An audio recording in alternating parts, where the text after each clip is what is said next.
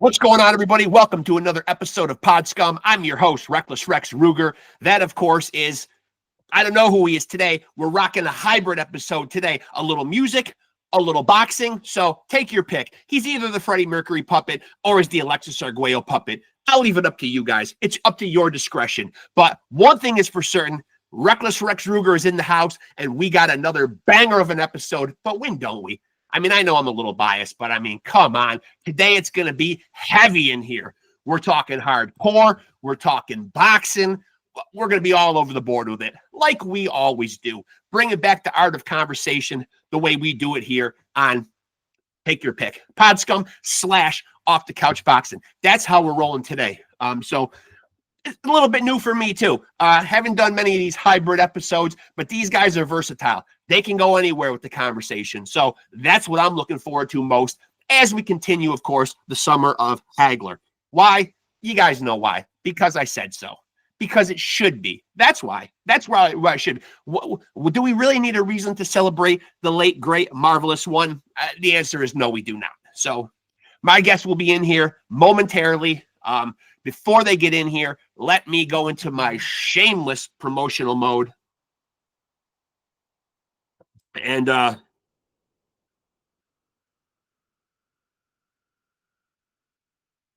course, when you see me confer with my guest, you know how I stand on editing. It all stays in for posterity's sake. So that's not going to be edited out. If I'm conferring with my guests, you're stuck watching me. I'm 52 years old. I just will not be bothered. And you know where I stand. 100 years from now, we're all going to be dead. Don't we want to know that this was raw, real, and unfiltered? Our interaction here with my music brethren, with my boxing brethren. Yes, we want to look back on this with some type of integrity, knowing that we stood on business. We stood on posterity. So, again, while we're waiting for him to get in here, the pimp hand is feeling strong. Let me go into promotion mode. You got to pimp your podcast. If you got one, you got to pimp it. You know why? Because 200 other billion people out there have one too. So here we go. Make sure to tap into Off the Couch Boxing and Pod Scum on Facebook. They're sharing the same Facebook page. I cannot be bothered carrying two Facebooks. I will not. I cannot. So tap in Off the Couch Boxing and Pod Scum on Facebook. You'll get episodes you'll get updates on new episodes when they are dropping, who will be on said episodes, and any other big news in the boxing and or music world. If it's popping off in the fight game, if it's popping off in the rock and roll world, your boy Reckless Rex is doing his best to keep you guys in the loop. And of course, if you're watching right now, pat yourself on the back. You're in the right place. You're among friends. So while you're here, like, subscribe, and smash that notification bell to stay tapped in. Because what we do here, if you've been watching, you know what we do here. The most amazing and real conversations, man. We're not reinventing the wheel here. We're just bringing back the old school art of conversation, man. Put down your devices, unless you're picking up your device to watch me right now. Then by all means, pick up your device and watch me have great conversations. Listen, I would let the whole world in on it, man, but these Google Meet rooms only hold a certain amount of people. But if you want to get in on a great conversation, hey, hit me up, man. Maybe, just maybe, I'll select somebody and pull them into a great conversation. And I'm always open to suggestions. So if there's a guest you want to see me run down, if there's somebody that I've had on that you'd like to see me have back on again, if there's somebody that you would never like to see on here again, I probably won't listen to you because I probably like them, but I'm still open to suggestions. I'm very interactive. You can reach me on Facebook. You can reach me here in the comment section. I will respond.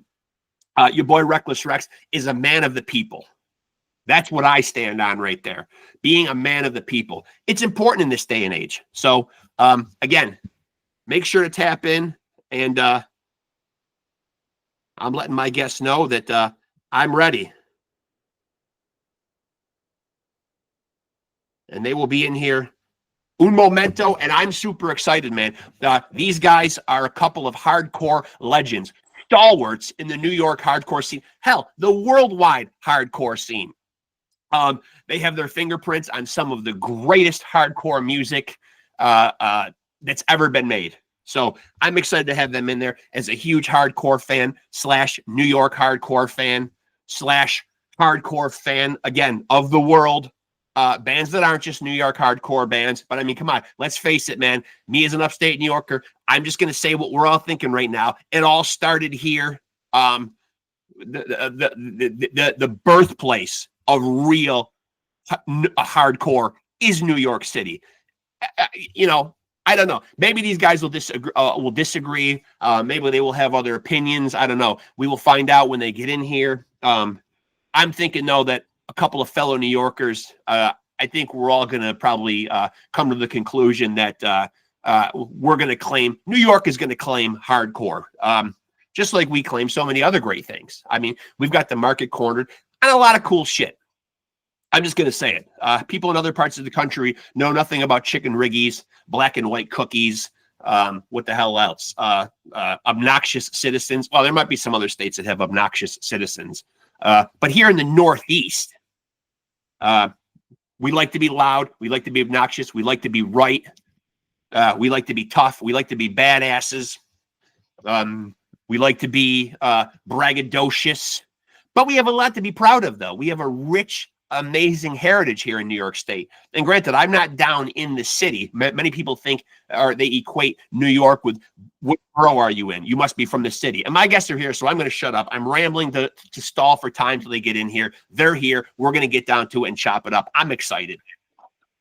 And there's Craig. Craig, what's going on, man? Now we're just waiting. Now we're just waiting on Will. All right. But I'm happy to have you in here, though, man. So, and certainly we're already off and firing. I've done my little preamble already. So, right. You know, there's no sense in us just sitting here on our laurels, you know, while we wait for Will. So, first of all, man, CRAIG SETARI, I was just saying in my preamble before you got on here, your fingerprint is on some of the greatest hardcore music ever made. But I got to start by asking you where Craig Ahead comes from. Yes, your name is CRAIG SETARI, but I've often heard you referred to as Craig Ahead. All right, so I had a band back in like 86 and 87, end of 85, was called Straight Ahead. Okay. So Tommy Carroll was the singer, Armand was the drummer from Sick of It All, and Robert Cheveria, who was in like Rest in Pieces and a bunch of other bands with me, that was Straight Ahead. So one day we were playing CB's, it was like 86, and Tommy looks at me and laughs, and he goes, Craig Ahead on bass. And it just stuck. I just laughed, you know? Yeah, it was like it was like he just threw like a hardcore name on me and it stuck, you know, Craig Ahead, Straight Ahead, Craig Ahead. And so how did you get bit by the hardcore bug, man? Like, what was it for you? Was it a specific artist or a song or an album? You know what it was? My brother when my brother first started going to high school, he was in like 9th grade or whatever it was. He went to school with Danny Lilker, who played bass in Nuclear Assault and Brutal Truth.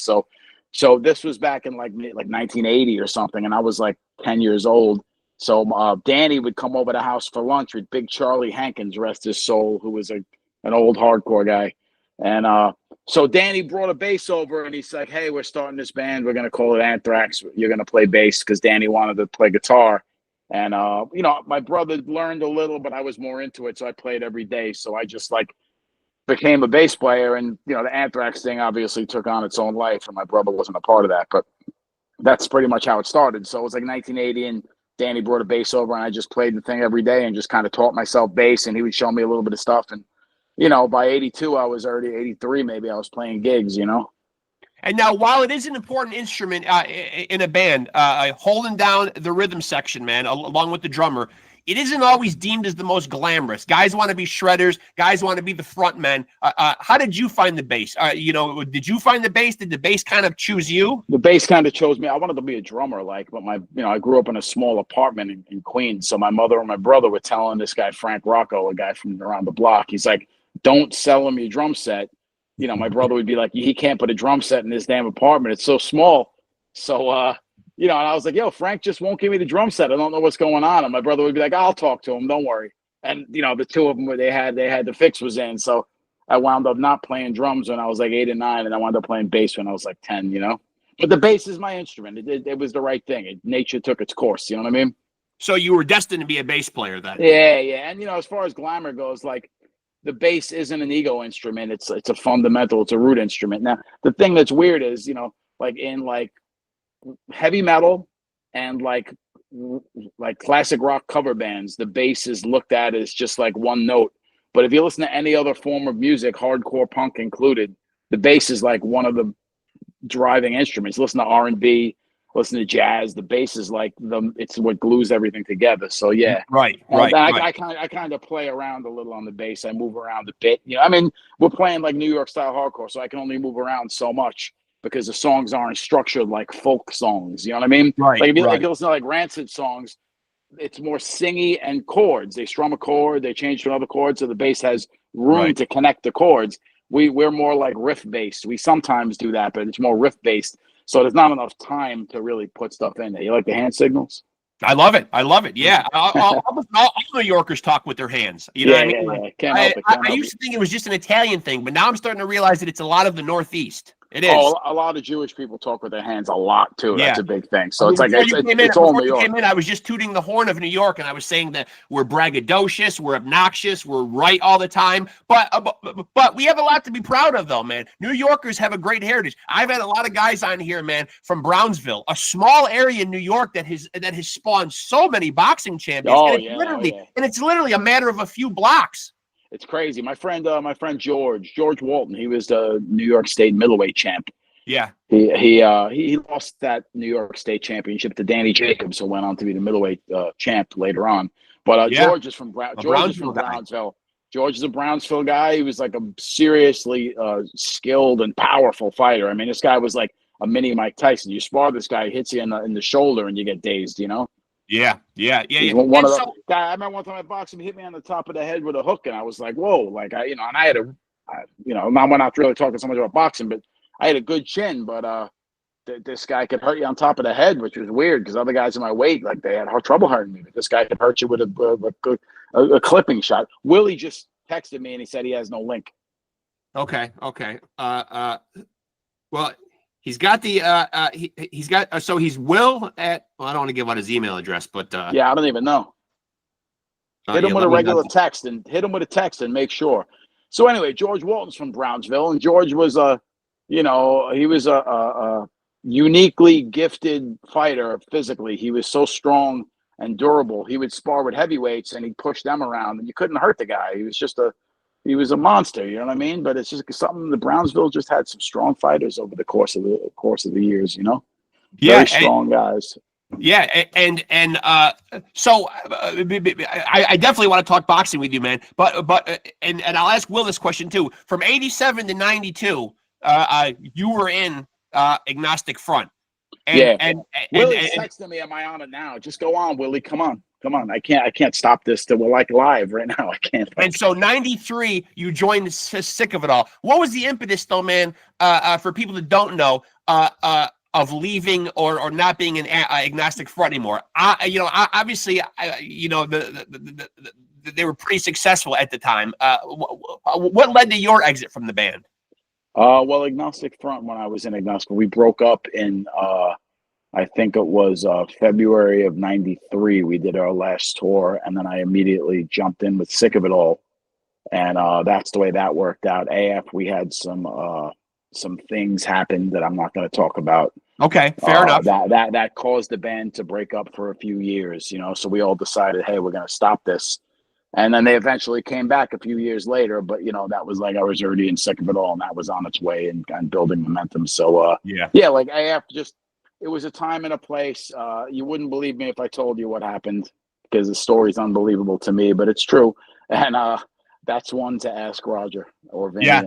Believe me, man. I would love to, man. I mean, I really think, man, that you guys have your place too. I guess it's probably very subjective. If people were to ask about the hardcore, or the New York hardcore Mount Rushmore, I mean, like I would have Sick of It All and Agnostic Front both on there. But I suppose so much great music has come out of there, though, that probably that could be a very subjective topic.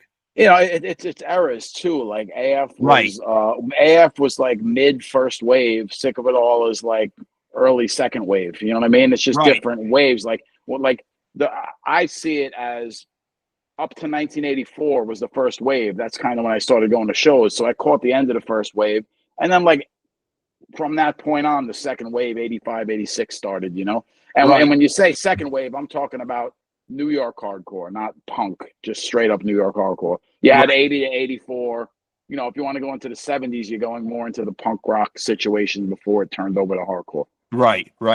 And so since '93, been in a band with Sick of It All, man. Talk to me a little about the experience of playing with those guys.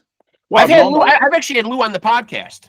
Okay. I've known those guys forever. Like we all kind of started going to shows around the same time, 84, 85, and we all knew each other. I knew Armand, Pete, and Lou before I was even going to shows. Like they lived on like the other side of the neighborhood from me, and they were the only other guys that were into like hardcore and metal, and like we were like the dirtbags in our, right. You know, we were like we were like the dirty like metalhead hardcore guys in our neighborhood, you know. So we all kind of knew each other, and our paths would cross. Like I was in this band in '82 and '83, and I was little, you know, I was a little kid. I was like 12 or whatever, and I played bass in this band. And we used to rehearse down the block from Pete and Lou's house, and Armand would come by, and you know, he knew all those guys, so we all knew each other. You know, I was a little younger than them, so I was like really little, but you know, and then we all started meeting up at CB's and stuff, and we'd see each other in Flushing by the set, you know, before getting on the 7 train to go to shows. So we all became friends with hang out. They all knew Danny Wilker as well. So it was like we were like the, you know, the North Queens guys, you know. And obviously playing with them when they started Sick of It All, it was like I'd say '86.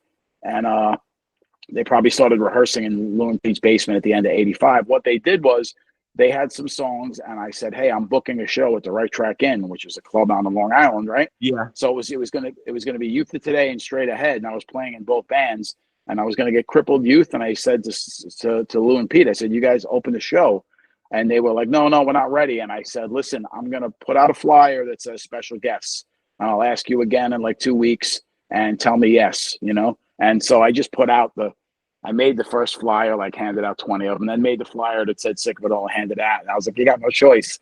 And they were like a little nervous. It was their first gig, but I kind of forced them into playing. Yeah. So like I was involved with them from the beginnings. We all grew up kind of in the same area. You know, we were the freaks in our neighborhood. So what happened was during the course of Sick of It All being a band, I always helped them out. Like when they did the first album, I went to the studio with them and tuned the instruments and wrote some lyrics because they were like, they didn't have all the songs done. So I wrote like a riff and like Bullshit Justice. I'd write a riff, I'd write some lyrics, I'd tune the guitar, I'd say, hey, do this here on the bass, like try this. A little bit of everything. I was just like a friend that was helping out. So I played weekend gigs with him sometimes before I was in the band. Like when Richie couldn't play, I filled in for a couple weekends. So I was always in the mix with those guys because they were friends of mine, you know? And when AF broke up, I just jumped right in, you know? And so, so did you have your concerns, you know, when you find out about the unfortunate diagnosis? It's been pretty public of like Lou obviously battling his health issues. Were you at any point in time? And I know these New York guys, man, are fucking tough as nails, man. I mean, Roger went through a health scare as well, man. You can't kill these guys, man, at all, man. I mean, they are some of the toughest bastards out there, man. But were you concerned at all about? You know, hey, maybe this is the end of the band, or maybe these guys are going to want to peel back and say, hey, you know, I mean, we've done this for a long time. Maybe it's time to focus on health and step away. Well, first and foremost, Lou's my friend, and we're like 4 brothers. So the first concern was for his health. Everything else is secondary. Yeah. So he was like saying, I'm sorry, we can't do this tour. I know you guys need to tour and you know, pay your bills. And we were like, just get better. Yeah. Just give this your all. So, like, really what it comes down to is him being healthy. The band is secondary, as much as it's weird for me to say that, because all 4 of us are so wrapped up in this band and this music for our entire teenage and adult lives. But ultimately, he has to do well and get better, which he's doing. I mean, Lou's a unique individual in that he'll complain about a sandwich he gets from the deli. Right. And he'll like chew your ear up. You'll be like, all right already. I know that you don't like the sandwich. He'll like annoy you about something that's insignificant and be in a grouchy mood, but you tell him, hey, you got this situation, and it could be, you know, it could be, I don't even want to say the words, but it could be very serious. He's like, yeah, don't worry, I'll take care of it. I'm gonna handle it. So when real stuff happens, he steps up. He's tough as nails. He'll complain about little things that don't mean anything, and I guess in retrospect, that's a good way to be. But so well, first of all, you guys got to be happy, man. When you're in the hardcore world now, but I know Lou and Pete wrote a book, Roger wrote a book, and Vinny has wrote a book.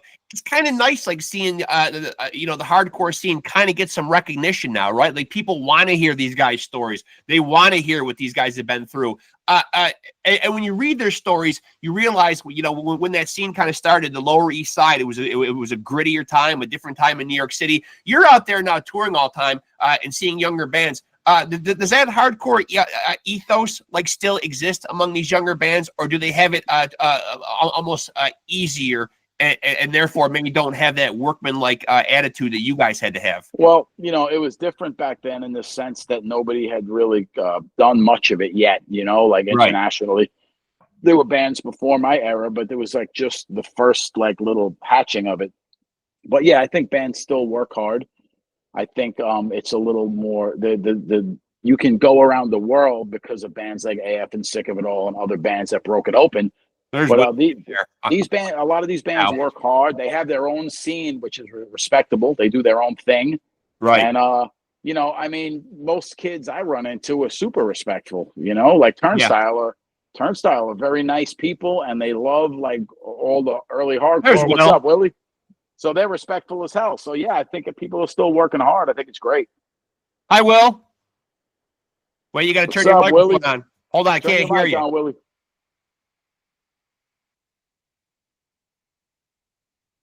Bottom of the screen, is there a microphone icon down there?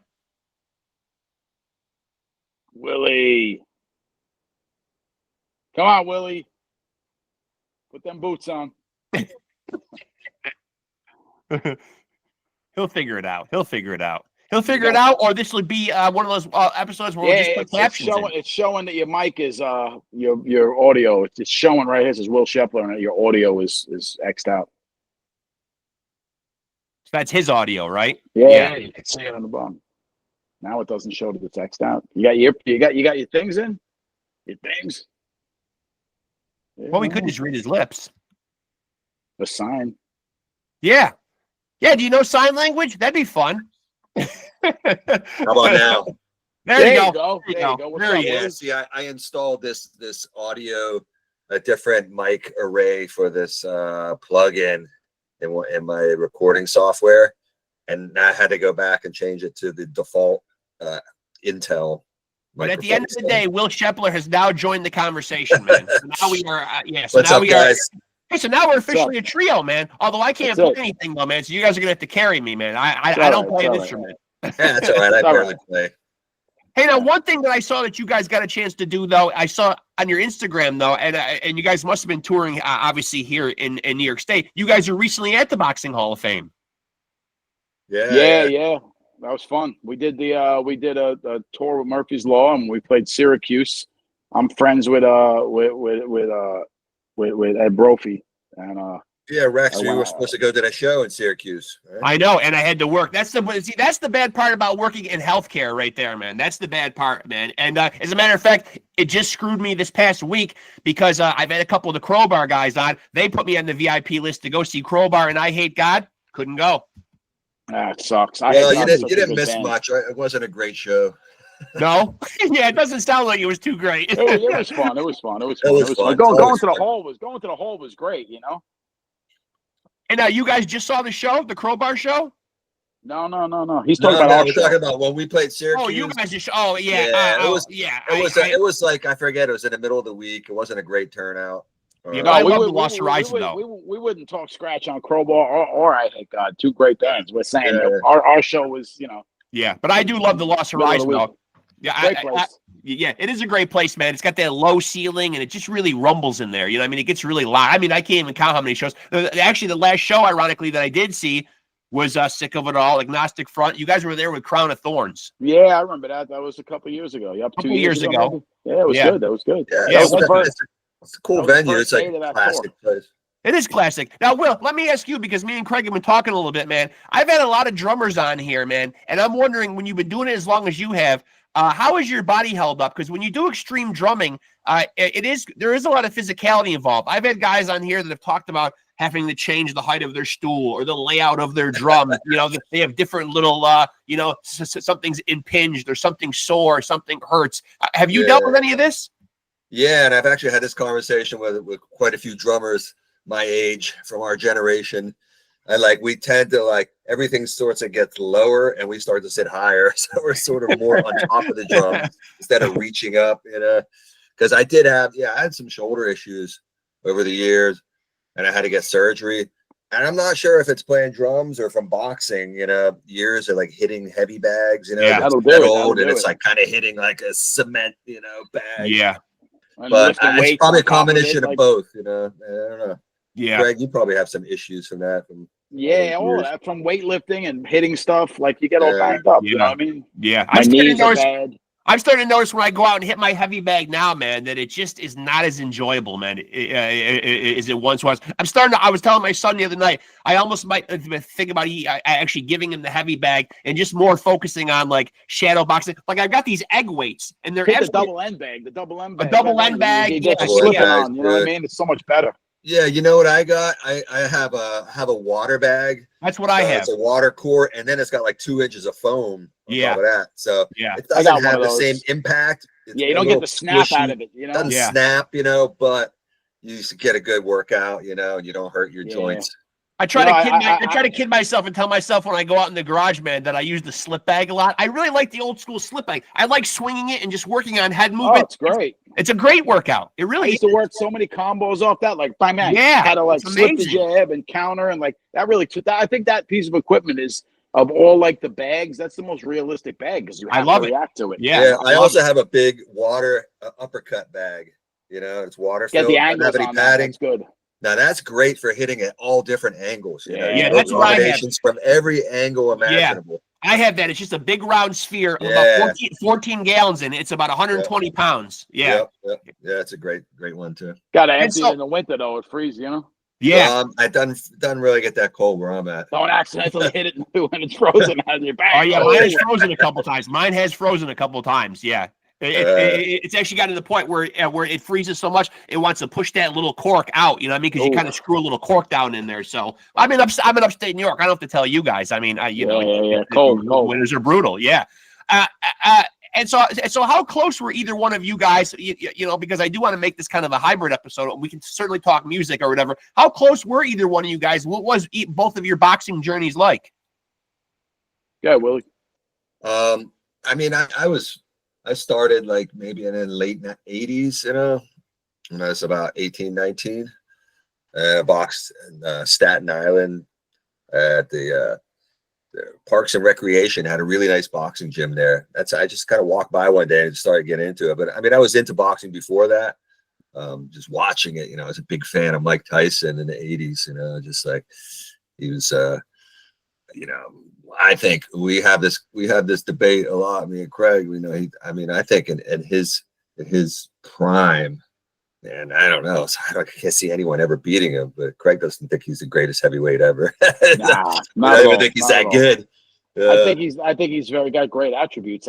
He doesn't have what it takes to be a guy that wins. He was mentally broken by Robin Gibbons, you know. Yeah, but he didn't really fight. The fact that he could be mentally broken by Robin Gibbons, it means he's weak, and he wasn't really tested back then. And when he won, but he had trouble. He had trouble with Tony Tucker. He had trouble with big guys that could move and box a little bit. He had trouble with guys. Yeah, if he didn't take him out quick, you're right. Yeah, if he let people hang around, then he wasn't the greatest boxer, but he was a demolisher. Though, he was a monster. Yeah, he was like as far as being dangerous in the first 5 rounds, he was probably the most dangerous guy ever in 5 rounds. You know what I mean? Yeah. So he's the greatest heavyweight in the first 5 rounds of boxing.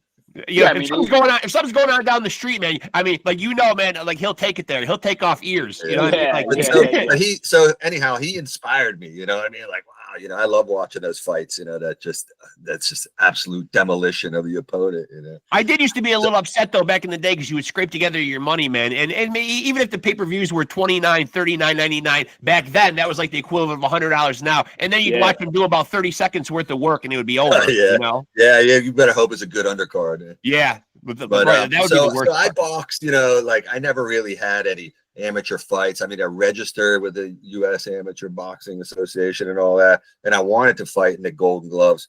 We were just always going on tour, so I would come back and train for a little bit, then go to tour, and and like, I guess I wasn't really dedicated, I wasn't that good. I wasn't good enough that was ever going to take me anywhere, So, but music had its hooks in you more, though.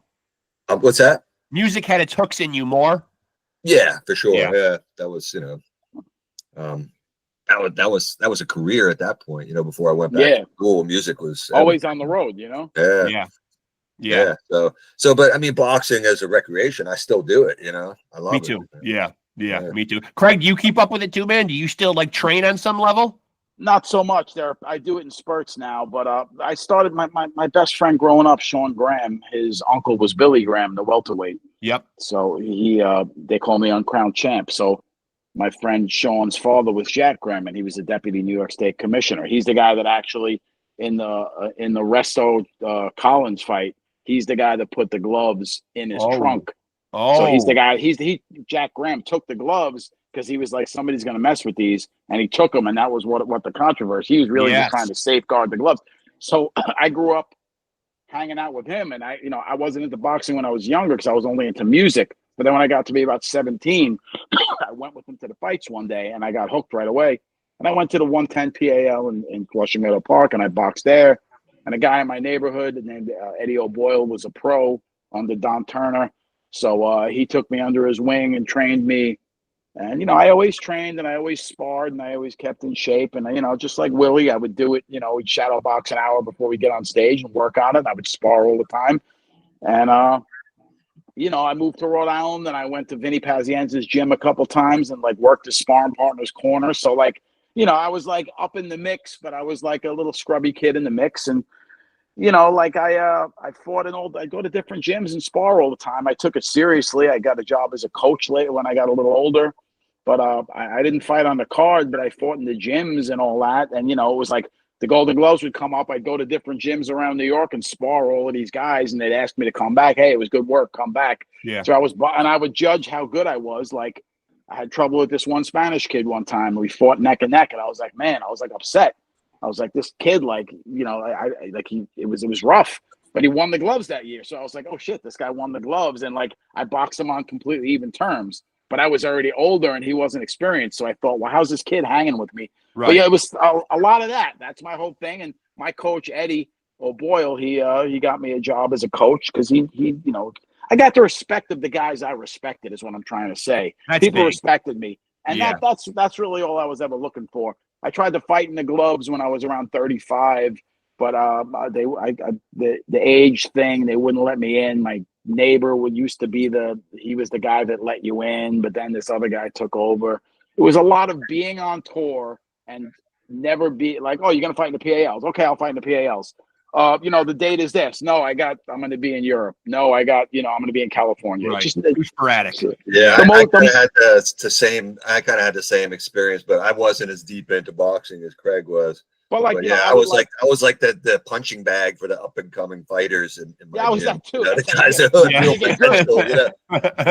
That's what you become, and then eventually you start going to different gyms and beating up the newer guys, and then you start boxing with the better guys, and then the better guys say, hey, come back. And then you start boxing with the really good guys, and they're the ones that bust you up.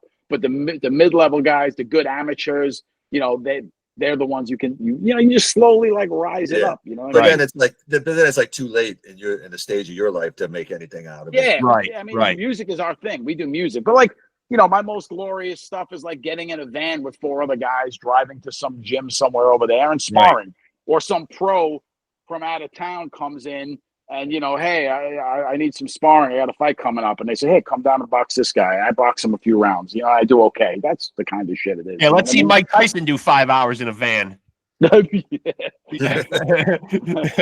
and not kill somebody. I think he'd do 5 hours in a van easier than I do 5 minutes in a ring with him. Yeah. I gotta be honest there. And now, Will, do you currently watch a lot of boxing, man? Like the current guys? Are there guys you enjoy watching that are doing it now? I haven't. No, not recently. Honestly, I've kind of like fallen out of it, so I don't know, who all the top contenders are in every division. You know, I liked watching Triple G when he was on top. You know, I thought he was good fighter. very, you know, just a heavy-handed. I mean, he didn't even look big at all or muscular at all. Kind of, you know, but he just had that natural power. You know, this big heavy hands. You know, he you know what it is. He came with it. There was no hesitation. He fought like an old school guy. He didn't think about. He didn't worry about what was coming. He just kept his defense and just made sure he got his in. That's like he fought a very Mexican style too, a very Mexican style.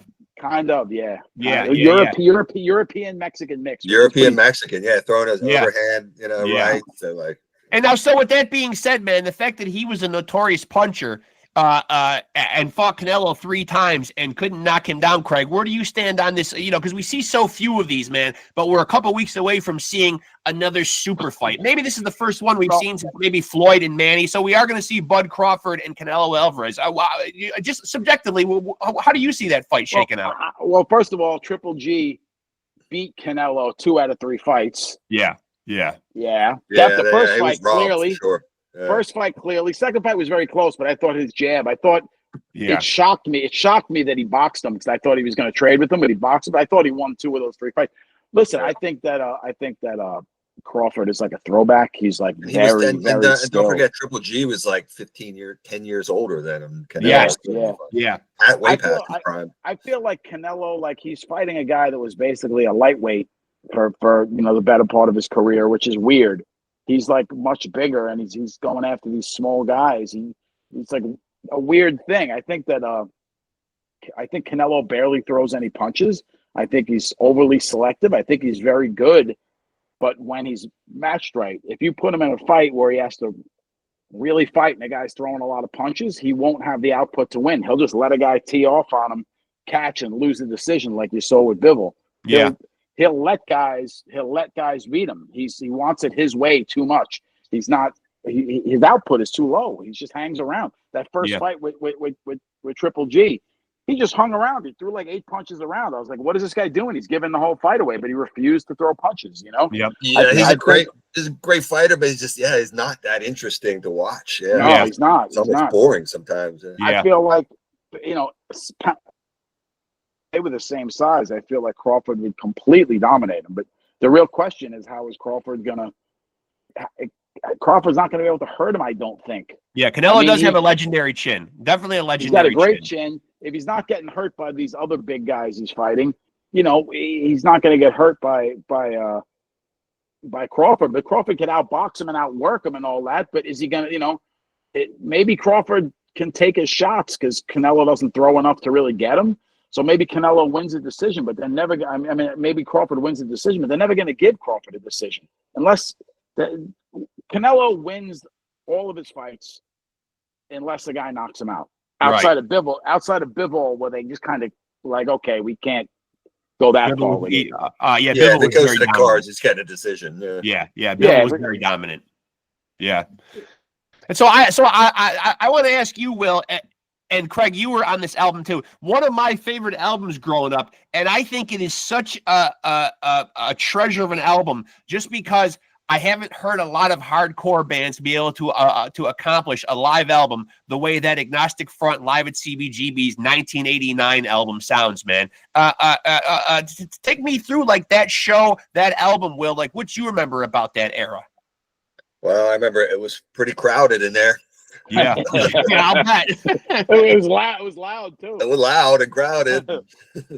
People jumping off the stage. Yeah, that was a great show. I mean, you couldn't see the band because there's so many people on the stage, but man, there's something about that energy in that place, and CBGB's, you know, I think in general was just all the shows there were really good, you know, but that one particularly. Where does it rank in terms of a live album? Have a lot of, you know, I think it's. I love it.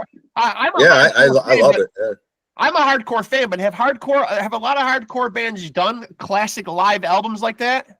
Not really. That's more like a rock and roll heavy metal thing, right? Yeah, you're right. I never thought about that, but I don't know if there's very few out there. I know Agnostic did it again, another live at CBGB's like in like 2012 or something. You know, I mean, like they did another one, man. No, we did 2 of them. Me and Willie did 2 of them. We did another one. I I think that was a contractual obligations kind of thing. Right, But yeah. the first one, the Live at CBGB's record is great. I mean, we were like so tuned in, like the way we played together, the band, like me, Willie, and Maddie. We were like a serious force. We were like, you know, we crushed it. Like, you know, back then, I remember like everybody else I knew in bands would be like, Yeah, man, wasn't how do you Steve got Martin on that? Though? Oh, he was on that, yeah. But still, Yeah. Steve Martin was really good as well. You know what I Yeah. mean? He played really well. But like, just people were like, "Man, you guys sound so powerful and you're so tight." And like, I was impressive. I look back on that and I think to myself, "Wow, that was like, dude, it was like Mike Tyson coming out in the first round." You know what I mean? He was coming out smashing. Yeah. And I can't think of another one, man. I mean, I'm sure other hardcore bands. And what about the band? Did the Bad Brains ever do a live album? Yeah, they did that "Youth Are Getting Restless" thing. Yeah. But I don't think that really was pushed very much. You know? No. And it's usually the production is so bad, you know, and a lot of those recordings it's hard to use them to, you know, as an actual album. But Norman Dunn, you know, did a really great job there. The sound of CB's is always really good. You know? Yeah. It was definitely good. Punches you in the chest. Yeah, I enjoyed that a lot. Yeah, playing with him and with Maddie, that whole era was just like I was saying earlier, we were like really on fire. That band was like, the three of us were like a sledgehammer, you know, tight. We didn't care about like being perfect. We just wanted to like push it as hard as we could, fast, just like, you know, sound really loud and strong. It was definitely some of the live highlights of my career. Right, like I had Mike Gallo on a couple weeks ago, and like I asked him the question, you know, of like when he plays live, like what Agnostic Front songs, you know, that he gets a charge out of playing, and he likes playing a lot of stuff, the old era stuff. He likes the stuff off the Victim, he likes a lot of the Victim in Pain stuff, and he even made a joke like that album was just like so raw. He's like a lot of it is out of tune, you know, but it's raw and real though. Yeah, I had a great experience actually after Madball.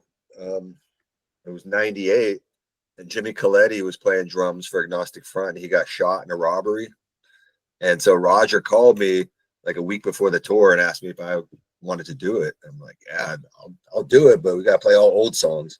Yeah, I didn't know any of the songs on the new album, but I've learned a couple of them on the way over to Europe. But anyhow, it was such a great experience because it was just Stigma on guitar and Kabul on bass and Roger. So it was the Victim in Pain lineup, you know? Yeah. Me playing with them. And I was like, wow, this is one of the best tours I was ever on. Yeah, it's like great. That's great. And now, do you still enjoy? Because I imagine as you get older, and having talked to a lot of musicians on this podcast, you know, if you've been doing it a long time, is touring still the same thrill for you? Because I know when you get older, maybe you don't want to lock up the house and leave your creature comforts and go off. I mean, you want to be tethered to the things that are comfortable to you. You know, you're not 18 years old wanting to jump in a van and be out on the road. You guys still love touring? I do, because I don't do it very often. Craig may have a different perspective because he's been doing a lot more touring than I have. I still love it, but recent years. What you're saying, like there were times where I was like, oh man, I'm just on tour all the time. I was kind of like burned out, like, I just want to do stuff at home. But now that it's been taken away from me temporarily between COVID and Lou's recovery, I'm champing at the bit to get out there. I can't wait to play. You know what I mean? Yeah. We get to play some shows here and there, which is great. You know what I mean? But, you know, I'm like, I wouldn't mind just getting out there and like, you know, going to Europe and playing like with Sick of It All. I can't wait to do that again. Yeah, I don't want to take the spotlight off of what you're doing right now, Will, man. So explain to people a little bit about The Take. The Take was started in 2016, right after Scott quit Biohazard. And actually it was with me and Craig were talking about the project as like a sort of a hardcore thing, you know, power trio. And so we got together, talked about it, and then I called up Scott, see if he wanted to do it, and he was totally into it. And great time for him leaving Biohazard, doing something else, you know. So me and Scott, and this cat's a maniac. Me and Scott were got together and you know, came up with a couple songs and we're jamming. And Craig was on tour, So he was like, fine. He bowed out and said, guys, I don't want to they commit because like I'm going to be touring too much. For like a year, they were sending me stuff, and I was like, "This stuff's really good," but I never jammed with them. So I was like, "I got to leave in 4 days. I'll be gone for 3 weeks." Right. It just got to a point where I was like, "I'm holding these guys back," and I was like, "Just go without me." But then it sucked because I wanted to be in the band, but now I have the opportunity to play with them again, and it's great. It sounds really good. Yeah, fun as hell. So full circle, back to the origins. And so what's the creative process like, man? Like when you do this take stuff, man, like, are you the main songwriter? It's Scott. Scott's the main songwriter. Yeah. Okay. And I mean, he's just really a great musician. He is. He's got a great feel for songs and playing. He's got a great ear. Everything. Scott's a very good musician, you know. Yeah. And I'm a pretty good musician myself, so when I say that, you could believe it. He can really. Willie's no slouch either. Like Scott's. Like, well, I call Scott the James Brown of hardcore. You know, James Brown was famous for calling out band members when they made a mistake. If I put a little accent in the wrong place, Scott'll be in the middle of a song and a solo, and we'll hear it while he's playing a solo. We'll hear it and turn around and look at me. You know. Yeah, if I had more of an ego, I'd be like, "I'm Craig ahead. What are you telling me about? What are you doing here?" But seriously though, he's a perfectionist and he's really good. He writes great material. He's got a great voice. You know, he asked me just recently. He's like, "Hey, start writing some music and some lyrics," and I'm excited to do it. You know, get some new material out. Yeah, I'm working on some lyrics to help Scott complete some songs, and I mean the way we work, you know, he'll just send me stuff, and then I might record a drum part or wait till I get there and record with him. Like he wants me to be able to write the drum parts without influences from his ideas, because he kind of wants my own interpretation, you know. And obviously there's parts of it where he'll tell me, nah, this has got to be more like this, or, you know, this is where you got to accent this more. Right. But that's, you know, it's part of the process. And yeah, I love it. I love playing with him. I love playing with these guys. I love recording. We got a bunch of new stuff. I mean, I already have a bunch of drum tracks recorded, and we're trying to finish off these songs to try and get some out before the end of the year. But I don't know if that's going to happen. If not, definitely early next year. What's the right answer nowadays, man, when you release music, man? Because it does seem like the music landscape has changed. Like, we're from an era, I think all of us, where you put an album on, you dropped the needle, you just kind of went for the journey. You know what I mean? You left it. Now people are kind of like, oh, I like this track and I like this track. And then maybe they don't dive into your deeper tracks. Yeah, I mean, you might put out a 10, 12 song album, and maybe some of those tracks don't get heard. Does an LP still make sense, or has it become an EP, or, God forbid, even a singles world? I mean, everybody sort of has different opinions on that, but that you're right, because of the way the music landscape has changed. There's different ways to release stuff. Some people want to just drop a single, drop another single, drop another one, and another one, and not even put an album out, you know, or not even put an EP out, or do it like last time we dropped the EP, where we should have waited. Honestly, I think you get way more mileage out of an album. I like albums. I like a complete composition of 10 or 12 songs that all make sense together of that era, you know. It makes a lot more of a splash. Yeah, it makes more of a splash, and you get, you know, it's also, I mean, for, you know, sales, when people like vinyl, you know. Yeah, people buy vinyl, you know, and an album is a lot better than a 7-inch. It makes more sense, definitely. Yeah. And so, like, you say you're writing lyrics, Will, what's your process like, man? Like, are you somebody that, like, when you're going to write lyrics, like, you treat it like a job and say, oh, okay, you know, I'm going to sequester myself away and sit and write music? Or the ideas just kind of coming to you throughout the day, and maybe you're just jotting stuff down or putting stuff into your phone? Yeah, I'm usually just jotting stuff down. I have like a concept, an overall concept for the whole song, and then, you know, I'm slow though. I'm like, takes me forever to write stuff. You know what it is? Like when you concentrate, I'm gonna do this today. You don't get great results. When it just pops up, like he's saying, Willie, when it pops up, that's when you come up with gold. When you're not even trying, that's when the best stuff comes up. That's when it comes out the best. Yeah, I have tons of notes on my phone, and I have a little notebook with tons of notes and stuff, and then just listen all together. Listening to other people too, like, you know, not thinking, oh, I've been doing this so long, I know exactly what to do. No, be like a little kid. You got to be like you're experiencing things for the first time. Somebody has an idea. oh, let me listen to that. Oh, that's good. Let's try it like this. And you all work together. And that's how you come up with the gold when you do it innocently and not like with thinking that you're already somewhere. You always got to do it like it's a new process, like a virgin process. Right. I feel like that's how you get the best stuff. Right. That's how you're capturing like lightning in a bottle, so to speak. Exactly. Yeah. Exactly. Yeah. And so you guys will probably have different answers on this, but if you could point to one album, if you were introducing someone to hardcore and wanted to give a fair representation of what true hardcore is, what album would you hand somebody? Agnostic Front, Victim of Pain. Yeah, that was my answer too. Oh, the general consensus. That was like hardcore punk, before metal had influenced hardcore. Talk about lightning in a bottle. Yeah.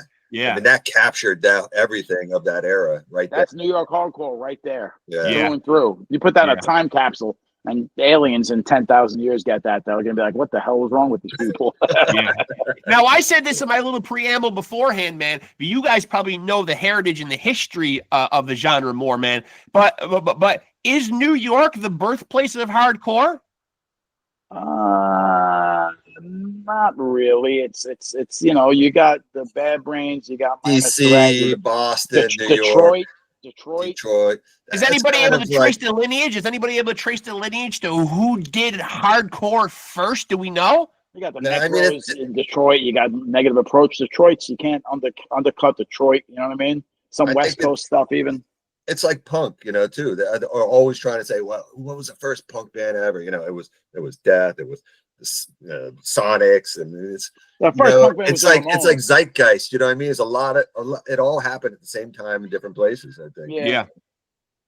So there's nobody that we can actually cite and say, hey, man, these guys are the originators of it. You know what I mean? Like, there's nobody that can trace that lineage back and say, here's the very first hardcore band. It's hard. It's all those variables. It depends what you. Like I mean, if I sat there with the brains, Yeah, but it's also like okay, you need a calendar and like this happened on this date. This happened. Like it's all within a few months or a year. You know what I mean? What do you think the best? Well, no, I'll put it this way: if you had to put the Mount Rushmore of hardcore together. Who's talking about New York hardcore or hardcore in general? Hardcore in general. Who's your Mount Rushmore, Craig? I mean, listen. I think the best hardcore, the thing that represents hardcore overall, is the Bad Brains Raw cassette. I say Agnostic Front, Victim in Pain because that's my hometown. That captures my world that I came into when I was like a little wide-eyed kid. But the Bad Brains, the Raw cassette's great. You throw Negative Approach from Detroit. You'd have to pick bands from different areas. Minor Threat. You know what I mean? You got to take the different representatives from the different hotspots. So you're saying pick 4? Just pick 4, right? Yeah. Just 4. As long as my geography is right, man. 4 faces on Mount Rushmore. Yeah. Now, on my podcast, I was a bit embarrassed because I didn't know actually where Mount Rushmore was, and somebody. Well, I think they're trying to get another face on there. I think. Are they? And I would say, Bad Brains, Bad Brains, Minor Threat, Negative Approach, and 4 could be an AF. Do I throw a New York band the next time I'm a New Yorker? Yeah, maybe I'd throw an AF based on Victim in Pain, but it's hard to say. Okay. When I'm done with this call, I might be, I had to say them, because AF's a little bit later. You know what I mean? It's like 82, 83. You know what I mean? Right. It's hard to say, really. What would yours be, Will? You're leaving out I would Black say Flag. Bad Brains, Minor Threat, Agnostic Front, CRAIG. Oh, the CRAIG's getting some love. Yeah. Now I got to put Agent Oral is just one of my favorite albums of all time. Negative Approach though was such it was Negative earlier. It half created AF in a way. AF was influenced. You know what I mean? It influenced that screamo New York, that screamy New York sound that comes from Negative Approach. Yeah, but it was just one album. I mean, CRAIG's really just one album too. But yeah. What do you guys think when you see a band? What do you guys think when you see a band like Knocked Loose? You know what I mean? Did you ever think you'd see a band in your lifetime be on like a late night talk show? Like, wasn't Knocked Loose on like the Jimmy Kimmel show? Here's the thing about Knocked Loose. Like, I can see Turnstile doing that because they're like a hardcore band, but they're a little more musical. Like Knocked Loose is so like just beat down, pound your head in. It's weird to see them on like a talk show because they sound like harder than all the other bands. They're like more, you know, they're like less musical and more just break your head. So it's weird to see them get that popularity because they're so aggressive sounding, you know? Yeah, I agree with Craig on that. I mean, good for those guys. That's great. That they're nice blew guys. up like great that. Guys. You know, but it's so damn. But so you know, damn there's so many other bands that could have blown up as well. Why them? Who knows? Yeah, like I said, like Turnstile, you could see it's like you could see sort of that post-hardcore melodic stuff in there, and then sort of more. Not Goose is like Hatebreed, but like even more like I don't want to say dumbed down in the bad way, but it's like more primitive Hatebreed. So it's weird that they got that popular because their music is so like, you know, you expect a hook or something, and it's just crazy. Now, both of you guys, I used to play cards with those guys. Good guys. Now, both of you guys, and me and Craig were talking about this, Will, before you came on, man. But each of you guys was in. It wasn't a full-length movie, but I think it came in under an hour. But you guys were both in the Vinny Stigma movie, New York Blood. Now, for people that may or may not have seen it, Craig, you much in character played a boxing trainer. Will, you were the blueprint guy, the architect guy, right? That was helping. He is an architect. Yeah, okay. I was playing myself. Okay, so you guys were both kind of in your comfort zone. That boxing thing was at this gym I used to work at. I was a trainer at Panzer MMA. Derek Panzer was a heavyweight kickboxing champion. And the two guys sparring, the guy George, the black guy, that's the guy we were talking about before Willie came on, George Walton, that was a New York State middleweight champ. And the guy he was sparring was Eddie O'Boyle, who was my coach, who was a pro under Don Turner. So the two of those guys, I was like, all right, you guys are going to box for the film. So I had my coach box George in the film. And the funny thing is, I'm trying to sell George to Vinny. But if you watch the footage, Ed's like tearing him up. Kicking his ass. Yeah. I'm like, yo, George, you're supposed to be the guy I'm selling. He's like, all right, busted me up today. I was like, all right, fair enough. And so but your performance was so electric. Very electric. Now, that's my best acting ever. Now, is Vinny Stigma such a stalwart in the hardcore scene and such a charismatic guy that he can almost bring you guys anything, and you guys would say, "Okay, Vinny, I'm in." He's just persuasive, right? Like, yeah, you don't want to say no to Vinny Stigma, right? Well, no. Sometimes you want to say no to Vinny Stigma. It depends on what he's bringing to you. Well, a lot of times you gotta say no. You get yourself in trouble. Yeah. That was real thing like that movie was kidding aside, that was great. Yeah, you guys had a good time doing that. So this guy Nick brought the whole thing together, and he was really good. He knew what he was doing. Yeah. And so do you guys have aspirations on acting, or was that just like a fun thing that you did with Vinny? I act like a jerk a lot. Willie can attest to that. You know, hey.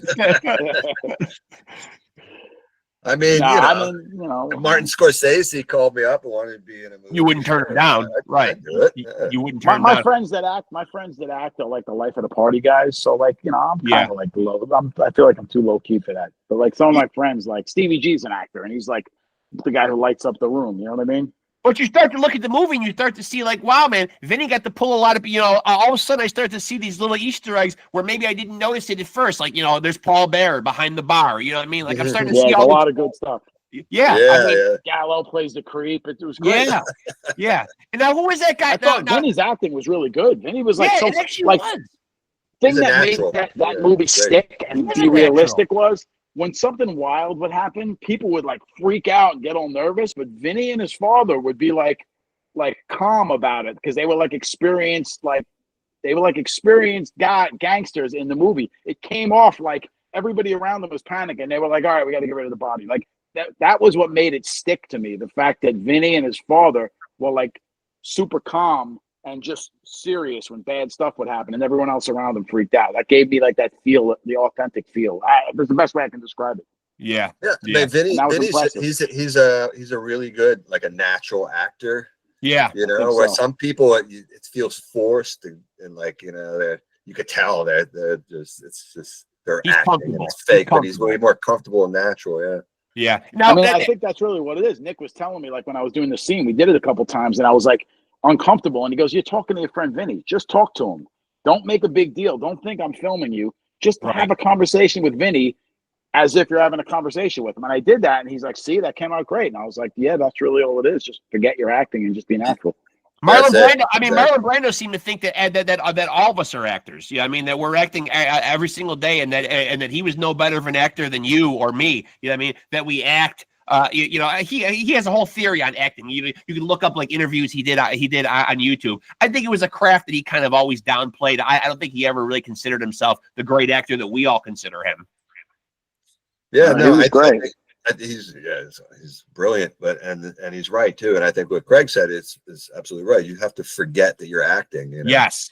If you're not thinking about it, it becomes much more natural.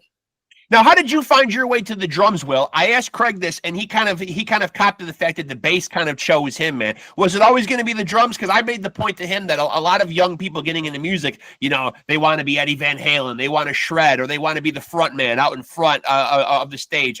What was your journey like to discover the drums? Well, my mom played guitar and piano. She was like a hippie, she got me into music. And I picked up her guitar and tried to play it, and I just didn't feel it, but I like to break stuff and bang on things. So your forearms, you got the forearm drummers. It's the forearm. He's all forearms, this guy.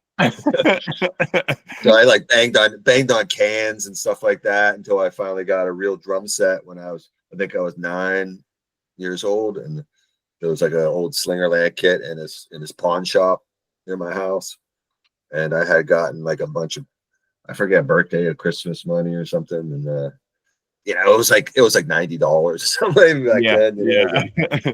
And what was your indoctrination like into the scene? 1987 to 1992, you're in Agnostic Front. How do you end up in Agnostic Front? I was I played in a local band in Pittsburgh called Circus of Death in the mid 80s, and we had opened up for Agnostic Front a couple times, and Roger saw me play and the bass player Alan Peters, and when they were rest his soul, Alan Peters. When they were going through that lineup change as for Cause for Alarm, me and Alan went up to New York and auditioned, I think a couple times, and then I was just turned 17 at the time, and Roger asked me to join a band. I was like, hell yeah. So I dropped out of high school. Ruined your life.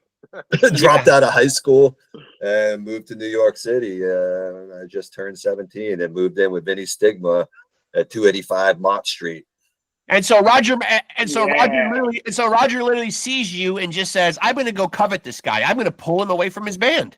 Yeah. He did. Ballsy. I like Roger that. He had a good eye to pick he knew how to pick them. Yeah. Vinny too. They knew how to pick them. He knew something I didn't know, I guess. Yeah. What about you, Craig? What was your foray into Agnostic Front? Because you guys kind of came in around the same time. Yeah, the way it worked was when I first started going to CB's in like 84 or whatever, I played CB's my first show, I think it was 84, and Stigma was at the show. My band Mayhem, NYC Mayhem, played CB's. And Stigma was like singing along with a bunch of other old like hardcore guys. They were all singing along, piling up. There was like 30 people at the show, and Stigma was singing along in the pileups. And after the show, I go, "How do you know the lyrics?" And he's like, "I bought your demo outside the show a couple of weeks ago." So he bought the demo for like $3 or $5. And he was like, "Kid, you're great. You play really well. You jump high. You're really into it." He goes, "One day you're going to be in my band." And I was like, "What do you mean?" He'd always say, "You'll see." And then every time I'd say, "Hey, what's up, kid? What do you do?" He'd be like, "Hey, you're going to be in the Agnostic Front one day. Just remember that." And one day, he called me. He goes, "Hey, kid, come join my band." Why do you think it is, though, man? Like when you look on Wikipedia, and I don't want to say all hardcore bands, but a band like Agnostic Front is a perfect example. A great band, obviously stalwarts in the hardcore scene. A band that a lot of hardcore musicians would probably want to be in. You know what I mean? Great legacy, but yet when you look at the ex-members, you'll see a laundry list. Why do guys come and go in hardcore bands, do you think? Well, a band lasts 40 plus years. I mean, people can't spend 40 years in a band. You know what I mean? Right. I spent 40 years in bands, but there are guys though that have spent 40 years in bands, though, right? What I'm saying, even with AF, like the version of AF I was in with Willie, we had stopped playing for a couple of years, and then they came back. And then by the time they came back, Willie was going to architecture school. I was playing in Sick of It All. It just turned into something else. It's a journey, man. It's a long journey. I guess it is. It's like a who's who. We actually took a hiatus, like Agnostic Front in '93, right after that Warning album. The band was actually didn't exist, and then Roger got it back together. Broke up. Yeah, for a couple of years, didn't do anything. You also, when you get older, you have to be able to carve a living out of this. Otherwise, you can't put all your time into it. You know what I mean? Right. You have to do work and stuff. And now, why do you think a band like Agnostic Front has been so successful? Mike Gallo, again, when he was on here, kind of said that it's quite the dichotomy between who Vinny is and who Roger is. You know what I mean? Like, is that why the band works so well? Because Roger really seems like the guy who's behind the scenes, very structured, booking gigs, dealing with the managerial X's and O's that a lot of people don't want to. And Vinny is just like this larger-than-life personality that really seems like kind of a stark contrast to who Roger is. It's a bad marriage. A bad marriage. But you're right. They're very different. They're very different personalities. And they're both important for the band, Vinny is like the director of entertainment, Right. Yeah. Roger's the business guy, Right. But they're friends and their family. They've been together for a long time, It's like as far as funny and fun, it's like the most funny and fun band you could ever be in, but you're miserable at the same time. It was so there's an element of torture involved. Yeah, but like I look back on that, like like at the time, maybe I'd be mad at Roger for something he did. He'd be trying to bother me, and I'd be like, we have like a fight or something. But I look back on it and I realize, like, no matter what happened, at the end of the day, if I said, Roger, I have a problem, I need your help, he would help me. Vinny would too. Any one of these guys. Yeah, there was like a bottom line there, even if we had like fights and arguments. These guys were your friends, and they, 2 + 2 was 4, and you had to honor your word. So there was an old New York kind of respect thing going on there. Taught me a lot. I think the hardcore community, though, I respect that, man. The hardcore community really shows out for one another, though, man. It really, really is a community in every sense of the word. It's a family. Those guys, Agnostic Front and Madball. Those guys are like my family to this day. They're my brothers, that I'd do anything for them, Yeah, absolutely. We've always remained close over all the years, it's there's never no bad blood at all. Like me leaving those bands, I've always remained friends with them. So, and it's like being in Vietnam with somebody, Right. Yeah, it is. Yeah, and now speaking of family, a lot of shared trauma. Yeah. And now, speaking of family, man, like you're and sick of it all, man. Oftentimes, man, like we have seen, and of course, these aren't hardcore bands, man. Obviously, the morals, the values are different. But oftentimes, we see bands with brother combinations. It can be disastrous. The Black Crowes, Oasis. I know these aren't hardcore bands, man. But what's the dichotomy like in Sick of It All, man? Because there are 2 brothers in the band, of course, Lou and Pete. Well, they're like hard-working guys. Like, they're the kind of guys, like, if you say to them, we have to climb this mountain now, it's life or death. Okay, they'll do it. So they put one foot in front of the other and just go. They were always like that. So, like, even when there's a problem, we don't let it affect the bottom line, the band. So, like, we argue and stuff, and we've all had beefs with each other. But the bottom line is, the machine keeps trudging forward. That's kind of the attitude, Yeah. Now I think they're like, those other bands you mentioned, they're pretty out there. At least one brother is crazy, but yeah. With Lou and Pete, they're both stable. They're both stable people. And, they 2 + 2 is 4 at the end of the day. You know what I mean? Yeah. Any kind of drama, like we were talking about earlier, Lou will complain about a sandwich or a parking spot, and they'll make way too big of a deal out of it. And you'll be like, "Oh man, can you just stop already?" But when real stuff happens, he's like, "Yeah, okay, we're gonna do this now."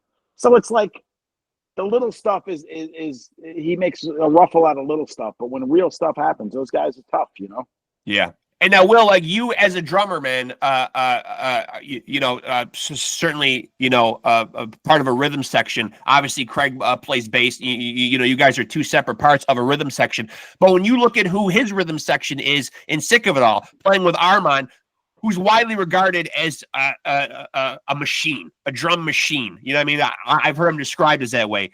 What's your assessment of Armand as a fellow drummer? I think he's the absolute perfect drummer for Sick of It All and for that style of music, the way he plays, you know.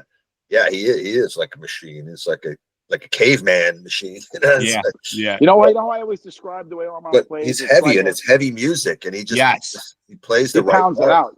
Yeah. It's like you make a building, right? But you make it out of steel I-beams, like girders. It's not going to sway in the wind. It's not going to maybe be as fancy, and it's not going to be as architecturally stylish, but it's going to hold up to the storm. You can always count on it. Yeah. He plays drums like his foundation is like steel girders. You know what I mean? He built you guys a bomb shelter. So yeah. One drummer is like, you know, like a fancy castle. He's like a bomb shelter. Like he can withstand the bombs, you know. And he plays well. He's always, his timing is good. He never makes. He's very musical. So you know, he's like he works very well. He's not like Willie plays a lot. Willie can do more. He's fancier. He has a slightly, his feels can vary more. But Armand, for straight hardcore and pounding stuff, he's really, really good at that. Well, Will, at least you're fancy. No, Willie's solid too. I'm just saying, every drummer has their own thing. It's like every drummer. I mean, I always just try and play as heavy as possible, and also try and add a little bit here and there, so it's just not always the same, you know. Yeah. But my little embellishments, just I don't know, it's something that comes to me naturally that I don't think about. Willie's very snappy, snappy drummer. He's got a lot of snap. And what do you think? Armand's got heavy. Will's got snap. He's pounding, yeah. He's got the Thor hammer. Now, what do you think the biggest misconception of the hardcore scene is, man? Like, what myth would you like to dispel? I know back in the days, you know what I mean? You know, people would see a skinhead, they would automatically think, you know, these hardcore kids are racist, or they're Nazis, or it's all about violence, or it's, you know, they're spreading a message of this, of that. What have been the biggest misconceptions about hardcore music over the years?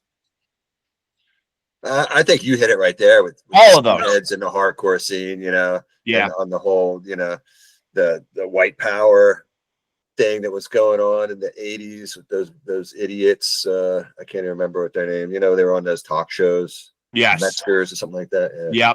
Yep. Yeah. And that kind of ruined it for a lot of people, like, because the whole skinhead movement was started, you know, in the 60s, really, with ska, and a lot of them were black, you know. Reggae. That's so crazy to me. Yeah. People say that to me that don't know this, like, oh, skinhead music. I'm like, skinheads they're like black Caribbean dudes that started it. You know what I mean? Like, it's not what you think. There was like all those racist there was like 8 guys, the racism and the white power stuff. It has nothing to do with hardcore and nothing to do with music at all. It's almost like their own like cult, you know, in wherever, Texas or somewhere. You know, it has nothing to do with music, nothing to do with hardcore, nothing to do with oi. You know, a big myth is people are judged how they look. Early hardcore, especially, these people look scary. I went to shows and people loved me because I was like a nice kid that was coming in authentically. I wanted to play and put my heart on you know, lay my heart on the stage, basically. Right. And people loved me for it. They were like, oh, he's a good kid. They looked after me. So, like, you came to hardcore and you were given the respect you deserved based on what you brought in, the purity and the intention. The real world, like, they'll eat you up for being a good guy. So hardcore is a lot more honest. Early hardcore is a lot more honest than the real world, but people looked very dangerous. It had a really bad reputation, but it was a bunch of sweethearts with hearts of gold for the most part. So what was misconstrued about those early albums, man? Like Agnostic Front, you know what I mean? What was the message there, and how are people getting it wrong? I always thought that it was kind of like unity. Right, unity, standing up for what's right in the world. But how did that line get so blurred, man, where people just thought that they were talking about something completely different? Because I always got out of the lyrics, you know what I mean, like standing up, trying to do what's right, and certainly pushing back on the system if the system was wrong. Well, the whole like San Francisco thing back in the early to mid 80s, the whole Maximum Rock and Roll thing. You know, New York tough guys, they must be Nazis. Meanwhile, these guys from New York, they were raised in a rougher environment, so they were rougher guys. But that didn't make them bad people, and that didn't make them racist. So it was like basically the Maximum Rock and Roll people were like painting a false picture for their own weird reasons, just to talk scratch on people. It really never made sense to me, honestly. Right. It's right. like everything they claimed to hate, they were being. Right.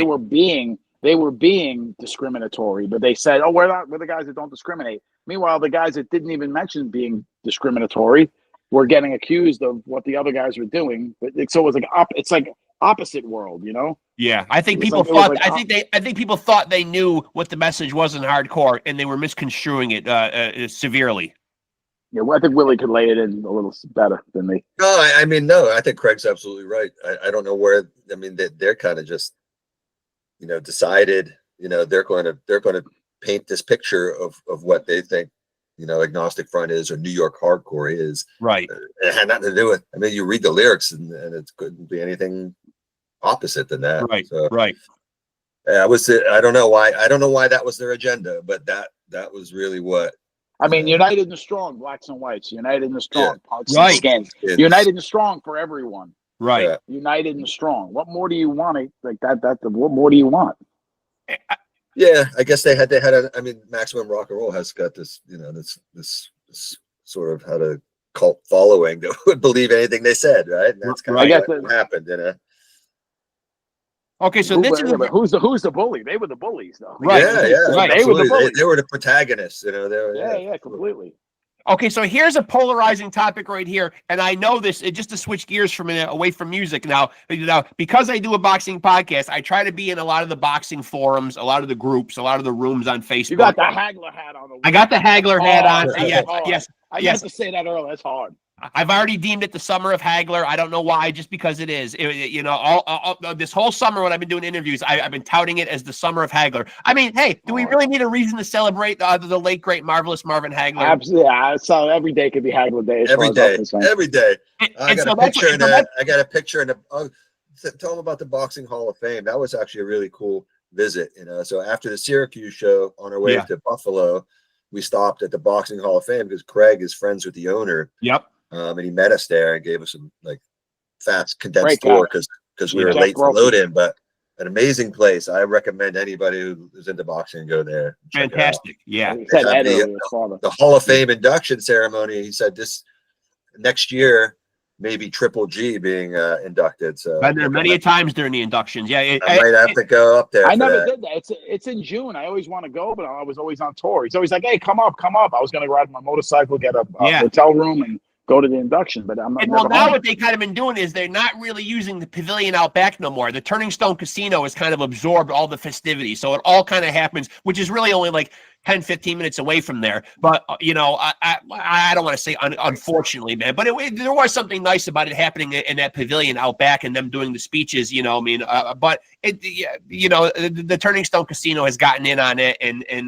that's kind of where everything is held now. They're kind of big sponsors of the Hall of Fame. So, everything is kind of there now, but it is something special to get up to. But it's funny you brought up the Hagler hat. So one of the more polarizing fights that believe it or not, when you throw it up as a topic in any of these rooms, you will instantly get thousands and thousands of comments. Me and my son have done this. He co-hosted the boxing show with me for quite a while.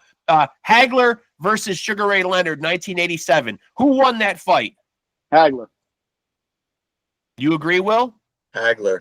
Yeah. Hagler. Okay. And listen, now why? Because Hagler brought it, and what Leonard did was Leonard would pop a jab or whatever and turn him. But when he turned him, he didn't throw punches. He could have turned him, let his hands go, and moved off from the angle. But he was so nervous about how quickly Hagler would shift. Hagler would do that leaping shift. Yep. When a guy would cut an angle on him, he'd be able to leap and shift, sort of like he would gaff a guy. He was so nervous about getting caught moving out that he ran away. He should have just took the step, threw 2 or 3 punches, and moved out. But he was too nervous of Hagler to do that, and that's where I feel he gave the fight away. Yeah, and he would cut the angle and run and not do anything. I was like, he's not doing anything. He should have just even if he just touched him, it would have at least looked like something. And I've had Marvin's son on here, man, and Marvin was really distraught. I mean, first of all, that was his last fight, and then he moved abroad, and I think he was just disgusted with boxing, just totally disenfranchised with the whole sport. Great fighter. He was done. Yeah, I think, I think the aggressor should be given a little more, I agree. value in points than somebody who's running away, you know. Is it the biggest robbery in boxing, man, or can you think of one that was bigger? You know, honestly, like the first Triple G Canelo fight was way more obvious that Canelo won like 3 rounds. He got so dominated in that fight, he lost clearly. It was, you know, it was like at least Hagler and Leonard was an awkward fight where it was negated. A lot of the offense was negated, you know. I mean, no, I'm not trying to talk scratch on Leonard. Leonard's a great fighter. You know what I mean? I love the way Leonard fought. There's no, I'm not trying to knock the guy. He was a great fighter. You know what I mean? What about the biggest upset? Is it Buster Douglas and Mike Tyson? That's definitely up there. Yeah, I would say so. Yeah. Yeah. Well, like when you think about it now, when you watch the way Douglas fought, I always watch Douglas and was like, wow, this guy's like really good. He's got real skill. Yeah. But he always just seemed like he fell short. Like he didn't really have self-belief. And that fight, you saw him running with the icicles after his mother passed away. Yeah. I was like, and then when he won, I was like, this is like the ultimate story. The guy like did it for his mom. It's great. Yeah. Yeah. But he also seemed to have the blueprint on fighting Mike Tyson. Perfect style. Yeah. Perfect style. Guys like that beat Tyson. You know what I mean? Yeah. Guys that answer, guys that catch and answer and, you know, step back but don't run away. You got to and reset. He's almost like pushing you back and you're hitting him and, you know, boom, boom, boom. You're covering, you're hitting him, and you're like skipping around until he gets tired. And then you start just busting his ass. I don't know, but a few years earlier, though, that wouldn't happen. Yeah. 86, I would have destroyed him. I don't know. It depends what the Douglas that night. He never fought like that ever. That was the one night that he didn't give a fuck. He didn't care. You know what I mean? Now you being a big Mike Tyson fan, man, like what's the fight that really like you know, that stands out for you, man? What was the Iron Mike performance that like you know, that is really cemented in your brain? Well, I don't know. I always go on YouTube and watch all of his knockouts. Jesus, he knocked out so many guys that it seems like it seemed like there was like a 4 or 5 year window there where they all just Trevor Berbick, he knocked out like 3 times with one punch. I mean, that's a classic one. Yeah. I mean, he looked great against B and C level guys. You put him with A level guys, and it was hit and miss. Yeah, he did not. That's really how it panned out. Yeah. Yeah, he didn't have the greatest competition in his era of dominance. You know? Yeah. But he's also got such a tragic story, though, too, man. I mean, I mean, you know, even to come as far as he did is pretty remarkable, though.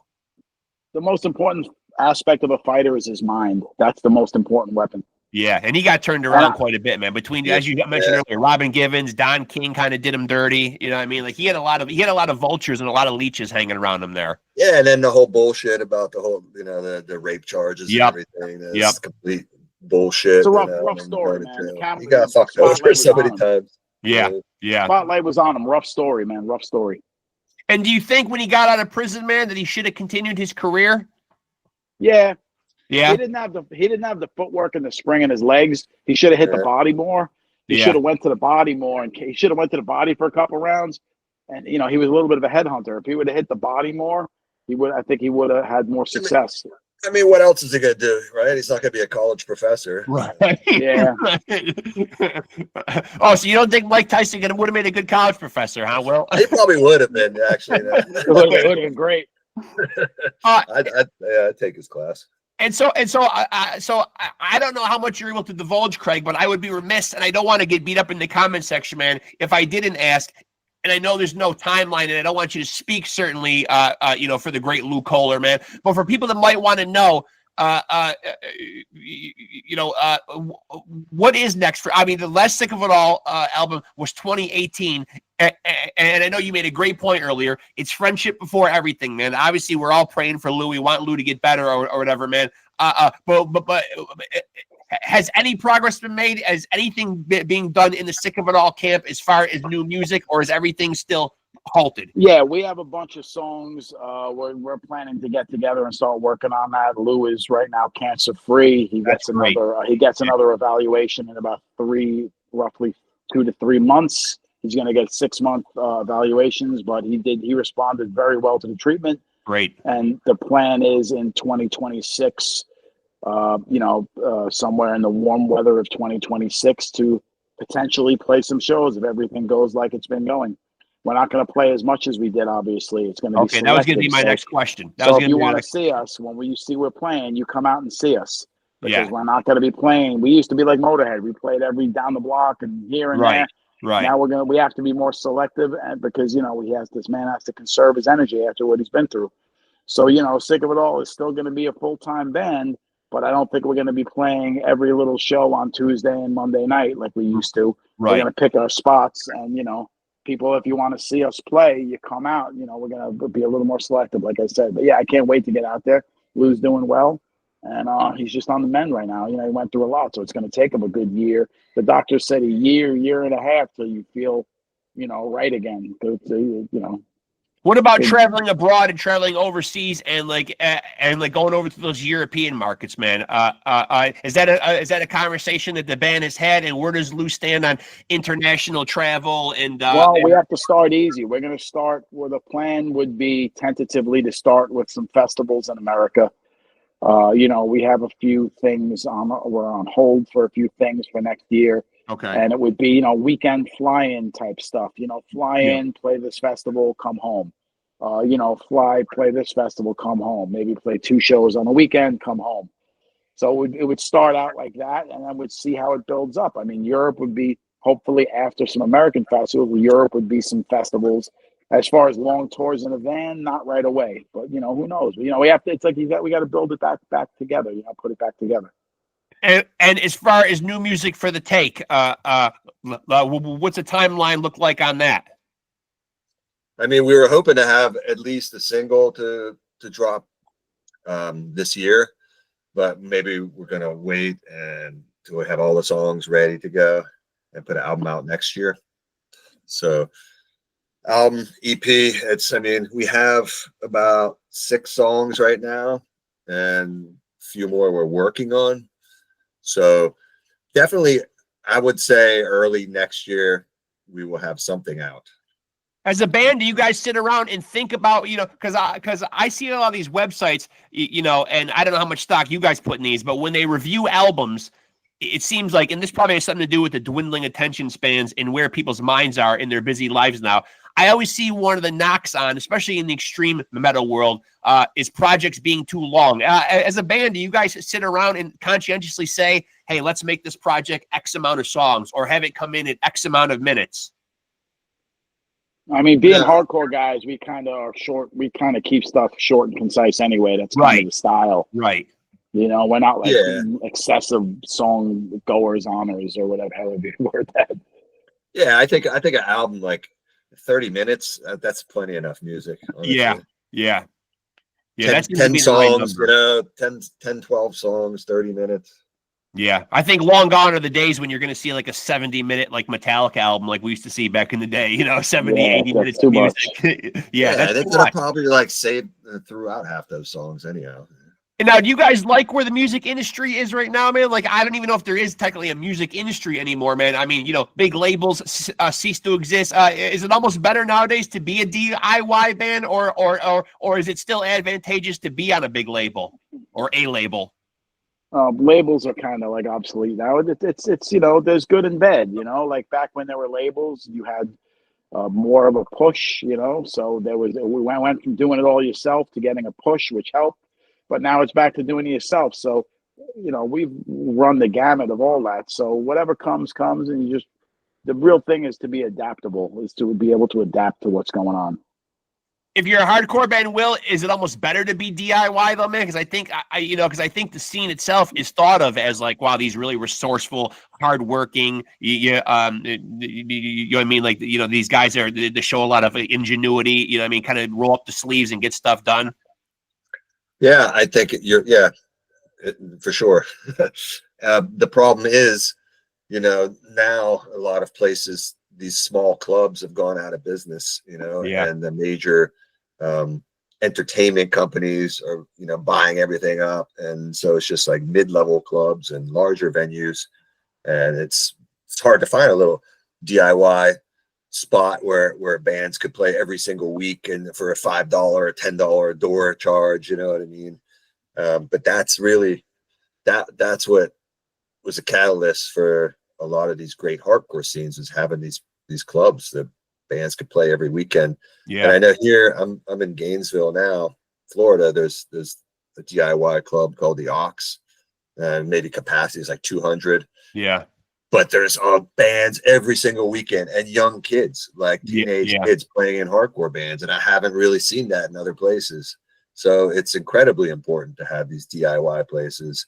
And like Craig said, now the way the music industry is, you have to be DIY. You got to be resourceful. I'm not crazy about it personally. I don't like the whole social media aspect of it, but it's a necessary tool these days. Now, Sick of It All has attained certainly an amazing reputation in the hardcore world.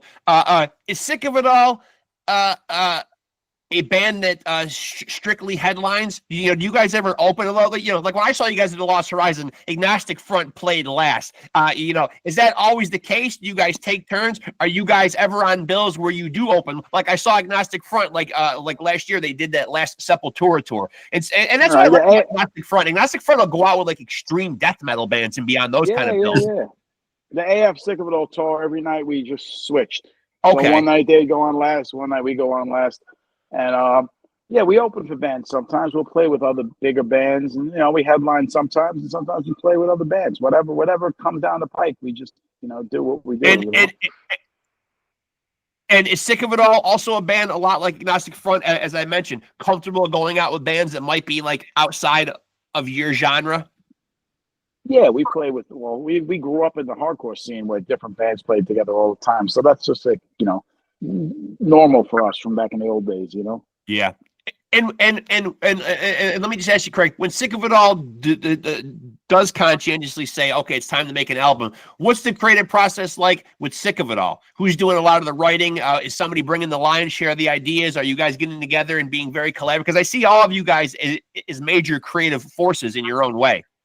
Like, we always just wrote when I first joined the band and we did Scratch the Surface and Built to Last, it was a lot of collaboration. We'd have song ideas, but then we'd rehearse them, and one guy would, hey, let's try this riff here. We'd mix around. As time went on and we moved further apart from each other, it was more like, hey, I have a song, but we would still like I would write 3/4 of a song, and then I'd say, Armand, write the bridge. I left the bridge out. I want you to put it in so it sounds like, maybe he'll put something in that takes him in a direction. So like Pete will write a song and I'll say, hey, how about we do this riff here? You know what I mean? Like Pete will do a guitar thing on one of me or Armand's songs. Oh, that's cool. Keep that in there. Like we just all kind of, now it's more we write individual songs, but we mess with them. We get together and play and see what sounds best, Yeah. Yeah. Well, so before I let you guys out of here, man, I'll go to you first, Will. If people want to keep up on what you're doing or what the Take is doing, I know everybody's on social media somewhere. Where's the best place to tap in with what you're doing, what you got going? I don't know if the band has a website, if it's best to follow you guys on a certain social media platform. Yeah, I would say the website is probably the best place to go because it's got everything there. It's got music, it's got tour dates, it's got merch, it's got latest news, it's got the bio.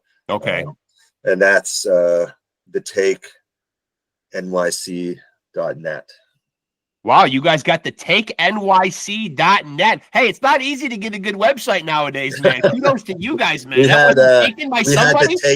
We had .com, but we lost that. So. Oh, and they got ransomed, so we're like, all right, we'll just switch it to .net. But whatever, you just put in the Take NYC and it'll come up, And what about you, Craig, individually or the band? I got Craig ahead at Instagram and Sick of It All NY, or is it NYC? I don't know, Sick of It All NY at Instagram, and we got a website, all of that. And I don't know how low my camera goes, man, but I was representing today, man. That's a good one. That's one of my favorite shirts, too. Yeah, I was representing. Yeah, got the big dragon on the back. Yeah. Like the gunmetal silver is cool. Hey, listen, I'm always one of those guys, man, who goes to shows, man, and I always encourage music fans to do this. And I think your genre, especially, is the kind of genre that would appreciate this. And I always tell people, man, and I'll tell people in closing, man, go out and support local music and buy merch, man. You know what I mean? Like, I think people see you guys on a stage, or they see anybody on a stage or on a movie screen or anywhere, and they just automatically equate that you guys are somewhere sitting on piles of money. You know what I mean? Like, because you do what you do. But people have to get out there and support music, right? It's a difficult time to be a musician. It really is feast or famine. Not everybody is Taylor Swift. Yeah, it's mostly famine too, because bands don't have any physical sales anymore. It's so rough. we rely on touring and rely on merch. Is the only money that they make, and there's a lot of expenses being on the road. So it's not an easy thing to do. Yeah, it's not an easy thing to do, man. Craig and Will are here to tell you, man, that they are not possessing Donald Trump-like bank accounts. Or maybe they are. I don't know. No, definitely not. I'm not sure if Vinny Stigma might have thrown you guys for that movie. I don't know. Maybe you guys are. Maybe you guys are sitting pretty. I don't know. We're getting residuals. Yeah, is it lucrative to be in a Vinny Stigma movie? Maybe I got to get myself a part in one of those movies, man. Is Vinny doing auditions for the next one? I don't know. There should be a. Is Vinny going to do another one? Yeah. It should. I'll talk to Nicky the Knife and see. Talk to Nick, because there was another guy who was going to do it. You got to get Nick to do it though. Nick knows what to do. Well, I saw the last thing that Vinny was doing, man. He was out there being the outlaw Vinny Stigma and going the country route. Yeah, well, he does wrestling. He's a man of many talents. Which I say, why not? Modern day samurai, if you will. Yeah, I think that's a great title for his book, man. The most interesting man in the world. I mean, that book is loaded with great stories, man. I mean, he's a guy that's done it all. All you guys have done it all, man. You know what I mean? It's a great read, yeah. Read. Is there, before I let you guys go, man, is there a book in either one of you guys? I talked about a book with all the bands I've been in, but I just never have the time to do it, you know? Yeah. I'll wait. You got to wait till after I'm dead. Someone can write it. I've been in all those bands. I got all the real dirt. You know, last chapter's not written yet. Yeah. Right. One day, you know, like these guys, hey, you want me to keep quiet? You got to come see me. Roger, come see me. You want me to keep quiet? Come on. Yeah. Exactly. Listen, man, I'm talking music, hardcore, boxing with you guys has been an absolute blast, man. I treasure this episode, man. Really, it means a lot. Thanks for having us. I appreciate it, both of you guys. Really my pleasure, man. And for sure, man, I'm in contact with both of you guys. We will definitely do this again, for sure. All right, we'll hang upstate at some point. Yeah, anytime. Absolutely, man. Yeah, you guys are welcome. Welcome anytime, man. Yeah, I mean, you guys play upstate, man. Hit me up, man. I'll be there. Whatever you guys need, man. All right, thank you very much. Appreciate both of you guys, man. Thank you. Great talking to both of you, man. Yeah, later, Craig. Later, Will. Later. And now we got to figure out how to hang up, right? That's the awkward part. Yeah, I got to figure. Hold on, I'm gonna hang it up. And there they go, folks. Two hardcore stalwarts, legends of the New York hardcore scene. Even me controlling the Google Meet room. I was able to get Will out of the room. That little awkwardness between me and Craig. I don't know how to. Sometimes I don't know how to boot people out of the room so I can do my little post outro, if you will. But listen, man, what a great episode! What fun talking New York hardcore in general, punk rock, boxing, touring, life, movies. Everything, man. I mean, we were literally doing what we do best here on PodScum / Off the Couch Boxing. We were all over the board with it, man. And that's a great conversation. And that is one to put in the books right there as a landmark episode, man. So much fun. Thank you so much to CRAIG SETARI of Sick of It All and Will Shepler, formerly of Agnostic Front, now The Take. Go check out their music. Go support what they do. Get out to shows, as I said earlier, buy merchandise, get out and support live music, go to these guys' websites, stream the stuff, buy the physical product if that's your thing. You know, these guys are guys that are roll up their sleeves, nose to the grindstone, out there playing hardcore punk rock music for the masses, and the masses need to show out for them. And, you know, this is what these guys do for a living, man. So if you're a Sick of It All fan, Agnostic Front fan, a fan of The Take, a fan of anything that Will Shepler or CRAIG SETARI have been on, get out there, man, and support them, man. And what a great conversation, man. Salute to both of those guys, man. That's the way you start winding down and wrapping up the summer of Hagler, with episodes and conversations like that. So I appreciate both of those guys so much, man. And because they both have a rich history in the punk rock and hardcore world and the boxing world, as they both have their history in the sport as well, I knew this was going to be a great episode, and it did not disappoint, man. A hybrid episode right there, man. A lot of fun. Again, I'll go into promotion mode one more time. Make sure to follow Off the Couch Boxing and PodScum on Facebook. And of course, if you're watching right now, make sure to like, make sure to subscribe, make sure to hit the notification bell. And there will be links below when you watch this episode to the websites of Will's band, The Take, and of course, the mighty Sick of It All. And again, man, appreciate these guys coming on here, man.